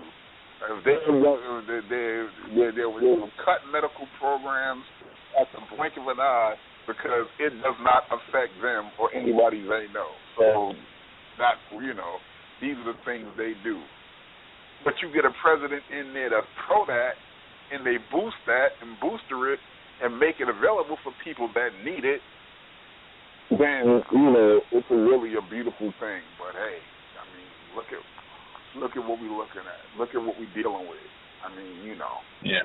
I don't talk politics a lot on this show, but hey, you know, we are in a climate now where we need to really pay attention to this next election because we really need to vote for a president and vote for representatives that are really, really, really going to give half a damn about our agenda.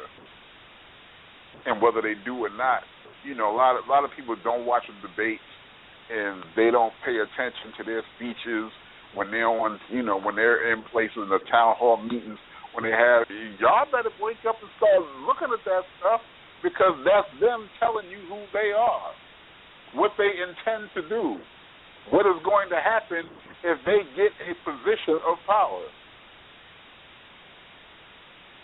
I remember the country was. When Bill Clinton, the country was thriving when Bill Clinton was in office. We was doing all right, but there was an interview, and I caught it by accident. It was a Sunday morning talk show where Dick Cheney was on there because he was Bush's running mate, and Dick Cheney said that there was going to be a recession, and sure enough, not even a year after them fools got in the White House, the country was in a recession. Yeah. You got to wake up and pay attention to this stuff. These people are telling you what they're going to do. They're telling you what's going to happen if they get their hands on the reins. There's a lot of them out there. You got to understand something. It's not. See, they call it a political machine, but it's not a machine. These are human beings with their own agendas that feel or don't feel for their fellow man. They don't care about what you're going through.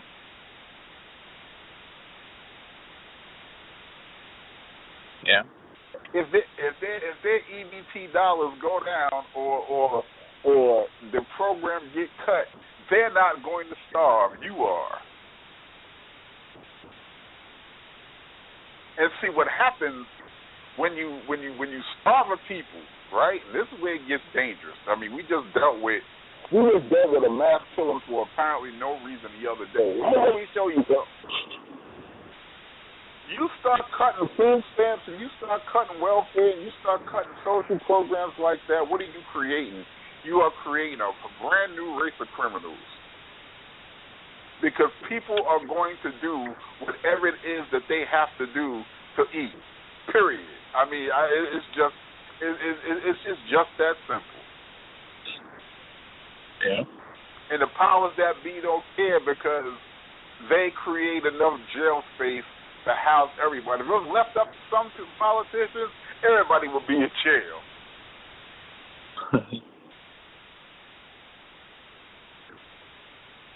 That is true. And it costs more to, and this is the crazy part about it.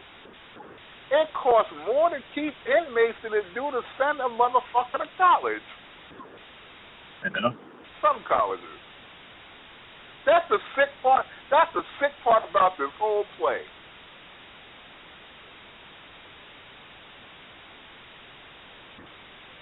Excuse me, you never hear me curse on this show, but I'm getting kind of impassioned now for the last few minutes we got. Yeah. The whole thing about it is you need to wake up, smell the coffee, you need to pay attention to who it is you putting in power. And when I say you putting in power, you putting them in power whether you vote or don't vote. But if you don't vote, then that's a vote for them. Shut up. From some damn where else.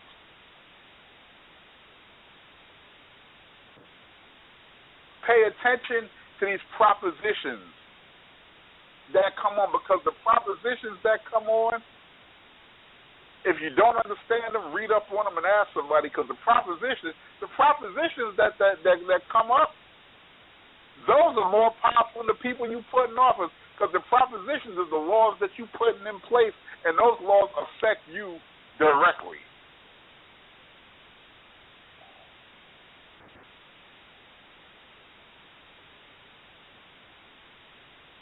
See, people shouldn't be afraid of their governments. Governments should be afraid of their people. One of my favorite movies, V for Vendetta, that's one of the most powerful statements that came from that movie. And that was a powerful movie. V for Vendetta was all about a country that the leadership took over and turned the country into Nazi Germany. Thanks. And if you think that can't happen in this day and age, you better think again. Because believe it or not, a lot of your would-be leaders, that's what they would love to see. Absolute power and the people absolutely subservient and scared.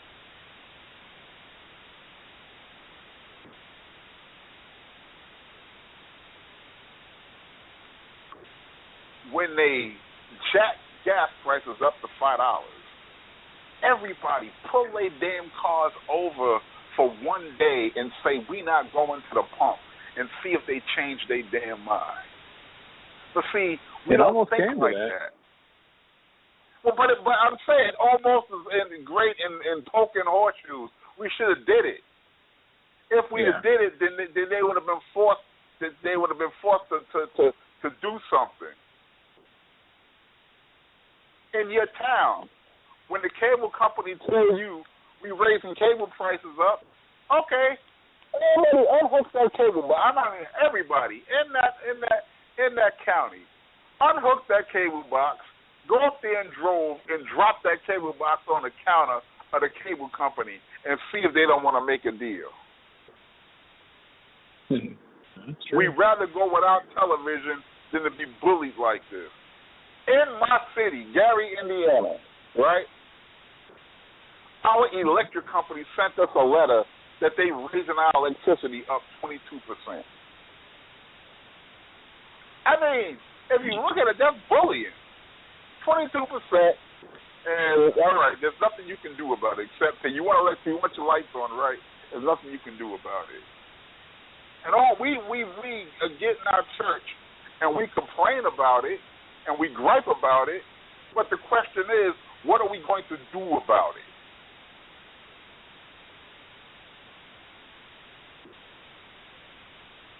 all right, 40 or 50 of us get up and we might march up and down the street some damn weird. Don't nobody give a damn about y'all marching up and down the street some damn weird. I'm sorry. I'm not marching no damn weird. Number one, I'm too fat to walk the distance, and number two, more importantly, it ain't gonna do a damn thing. No, you have to proactively come up with a plan and do something so that these corporations and these companies don't tell you what the hell you gonna do, what you gonna pay.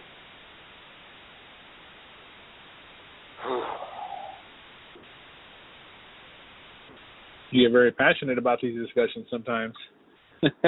Well, I mean, when it comes down to change, the only way you're gonna have change is to make change. Yeah. But if you don't get unified and make the change, I'd buy that for $1. Then nothing's gonna change. You got change for $1? Yeah, exactly. I'm kidding. Yeah. I'm kidding. No, I know, but I'm following what you're saying.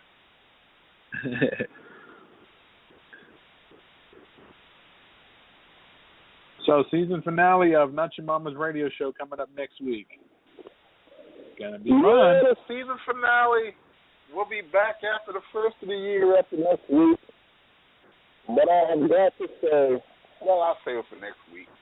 I'm gonna tell you what a great year it's been. What a great network you are running, and I appreciate everything, and I do mean everything you do. You and the whole Pipe Bomb Radio family, which I'm proud to be a part of.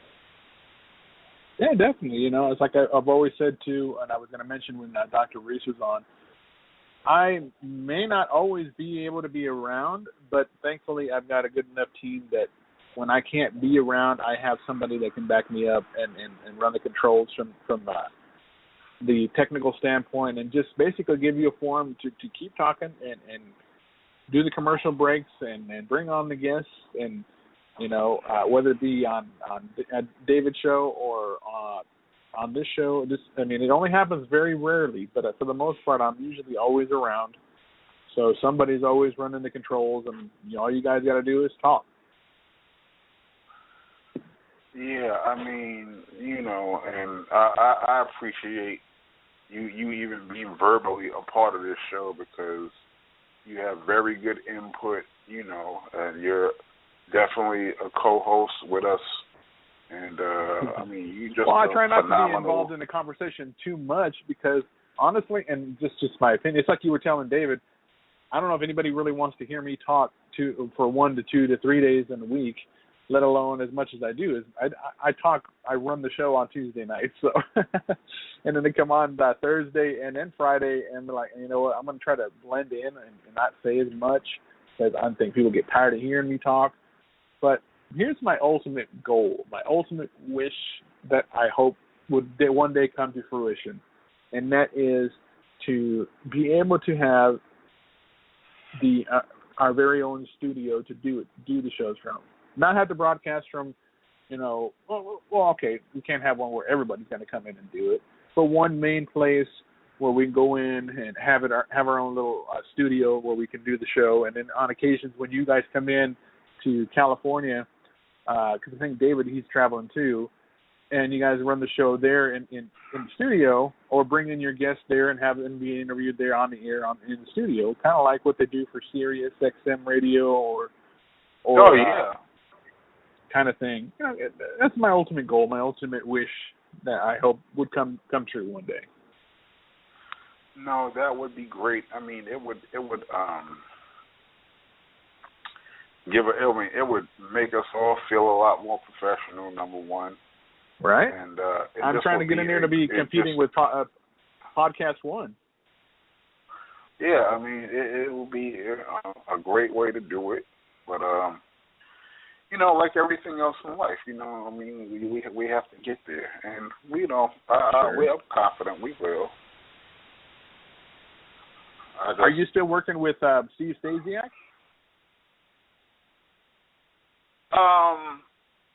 Yeah, Not actually, as much? you know what? No, they actually the ones that say that they got me booked in Michigan. I mean, I hear from his assistant more than I hear from him.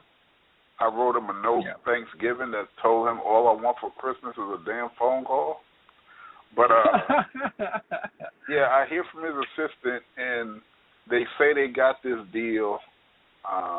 They say they got this deal locked in Michigan.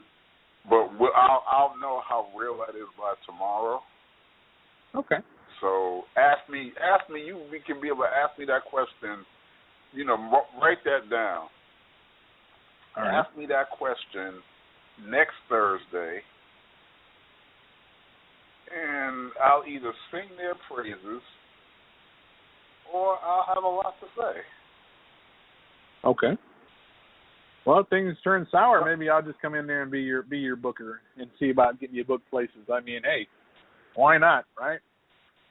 Well, I mean, you are more than welcome to work on it now because, I mean, you know, right? Honestly, if you can get some bookings and the bookings work out and they the real deal and they doing what they say they gonna do, then yeah, you know, you can definitely get a piece of that pie. Well, you know, it doesn't seem like it's a hard thing to do. It just, I think with what Steve, and this is just my opinion, guys, everybody listening in tonight, I have no association with Steve whatsoever, but I know him and I have worked with him. The thing I see that he may have the hardest time with is keeping control of all the superstars that he has in his roster. Because every single day I see a new post about a new person joining the team and that person joining the team and WWE Hall of Famers right and left. There's so many people to control. I just don't know if he's going to be able to handle it.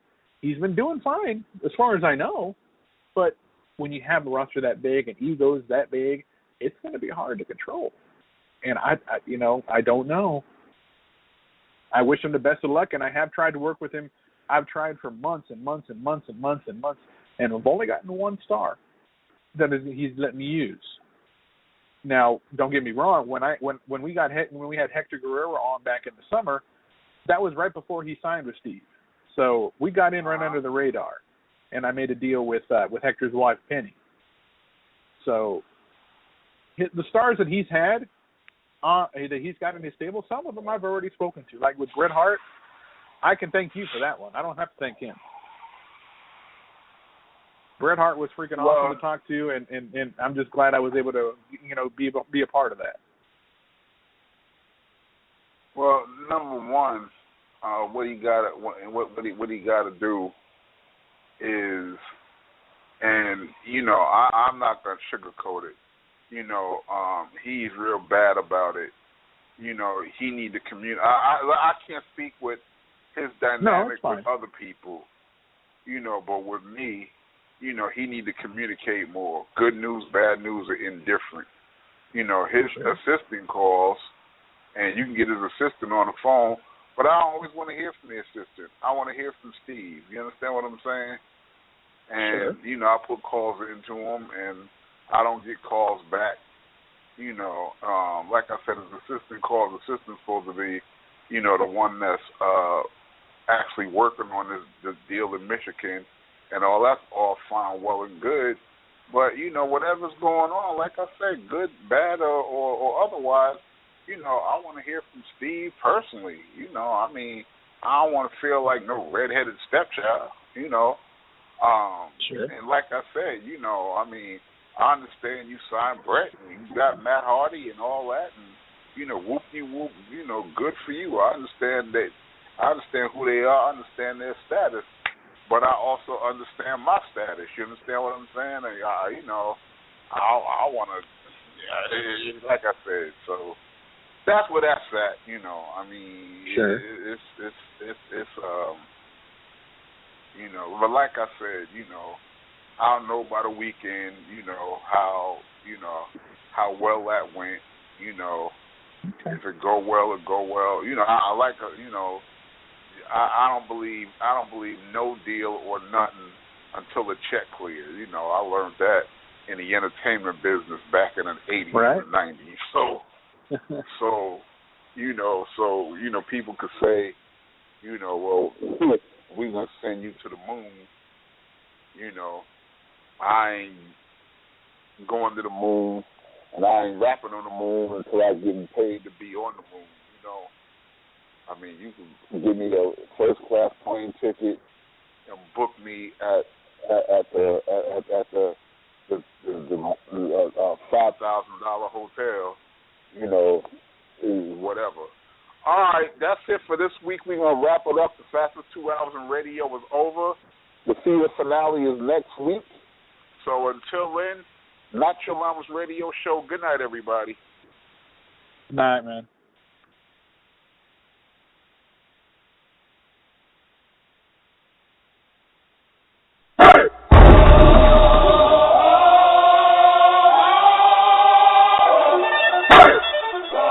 Here comes up. Y'all don't really want it like that.